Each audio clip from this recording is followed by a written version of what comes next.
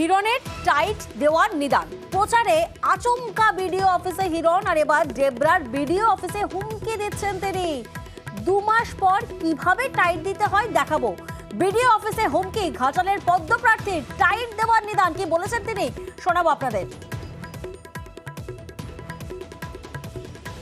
2 মাস জেতার পরে কিভাবে টাইট দিতে হয় আমি আপনাদেরকে কথা দিলাম, যেভাবে হোক গ্রামের মানুষকে দিয়ে লাঠি ঝাঁটা দিয়ে হলেও এইসব লোককে ঢুকতে দেবেন না, কোনো পুলিশকে ঢুকতে দেবেন না।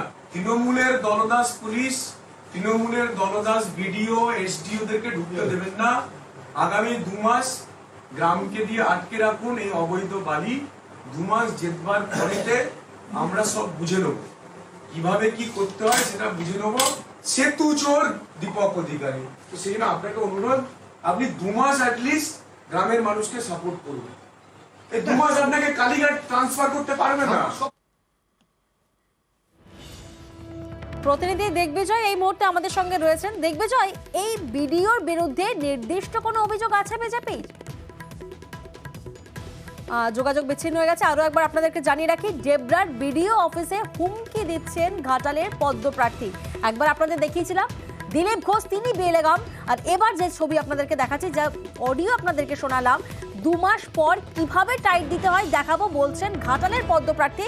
আবারও যোগাযোগ করা সম্ভব হয়েছে দিগ্বিজয়ের সাথে। দিগ্বিজয়, এই বিডিওর বিরুদ্ধে নির্দিষ্ট কোনো অভিযোগ আছে বিজেপি?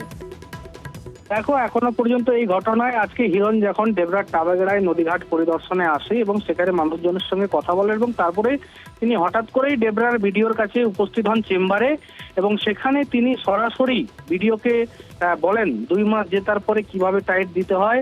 আমি আপনাদের কথা দিলাম, যেভাবে হোক লাঠি ঝাঁটা নিয়ে এই 2 মাস এলাকায় কাউকে ঢুকতে দেবেন না। এইভাবে কিন্তু তিনি সরাসরি যে সোশ্যাল বেশ, এবং শান্তনু সেন তিনি বলছেন বিডিও এবং এসডিও দের হুমকি দেওয়া এটাই বিজেপির কালচার, কি বলছেন শোনাবো। এই বিডিও এসডিও র্যাঙ্কের অফিসারদের ভয় দেখানো, গুন্ডাগিরি করা, এগুলো অতীতেও আমরা দেখেছি। এটা বিজেপির কালচার। তারা কেন্দ্রীয় সমস্ত স্বশাসিত সংস্থাকে রাজনীতিকরণ করে নিজেদেরকে পকেটস্থ করেছে, আর বিভিন্ন বিরোধী শাসিত রাজ্যে সেখানে প্রশাসনের সমস্ত সেকশনকে তারা প্রকাশ্যে ভয় দেখাচ্ছে। ভয় দেখিয়ে তারা ক্ষমতাকে কক্ষিগত করতে চাইছে, কিন্তু তারা জানে না যে বাংলার মানুষ এই ভয় দেখানোর রাজনীতিকে পছন্দ করে না। তাই তারা যত এই ধরনের কাজ করবে তাদের ভোট তত কমবে, তৃণমূলের ভোট তত বাড়বে।